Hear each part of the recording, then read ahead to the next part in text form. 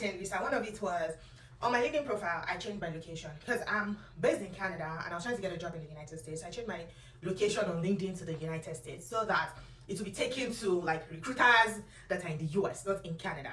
Then secondly, on my resume, I got a US number because if it's a Canadian number and they're calling, they will know it's international.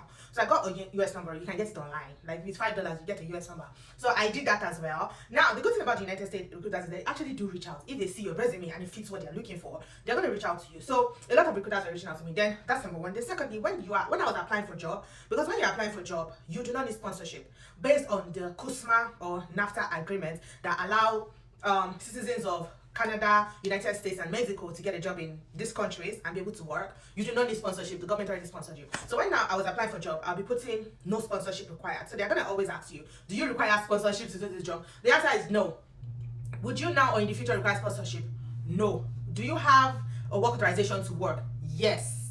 So that is it. You apply for that. They're going to reach out to you and interview you like a regular American or Mexican or Canadian. And that's it. Now, many recruiters are going to ask you, so tell me, what kind of authorization do you have? Tell them that you have a TN. I am on a TN. I have a TN. So they know you don't require sponsorship. Of course, some people think you require sponsorship, then you have to explain to them, I don't require sponsorship, but that's not your job. But those ones that know that you don't require sponsorship. If you get a job, that's it. What you need to take to the border. Now, when you get a job offer, you have to go to the port of entry. So you have to travel, like you're traveling back into the United States or into Canada or whatever. You have to, land. So you will need to take the job offer and a letter of introduction. Now, most of these companies, organizations that allow TN, they know what the letter of introduction requires. So it's basically explaining how you qualify for the job they're giving you, do you understand, and the category that the job falls under. So you go with this, and your transcript must be sealed.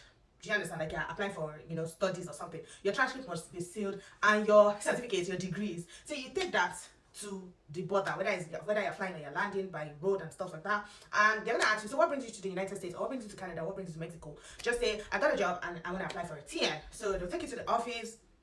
I want to see your job offer, the request for your job offer, request for your degree, and also request for your transcript. And that is all. They'll just review it. In my case, no question asked. They say, oh, you have a master's degree, this fits, and that is it. They'll give you a TN.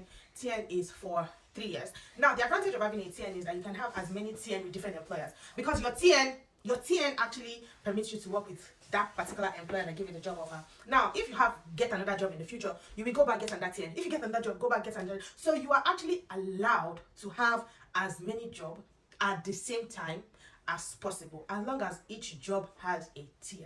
I hope this information has been useful. So if you have any question, feel free to send me a DM. My name is Richie Obafemi and I'm an immigration lawyer. Thanks, guys.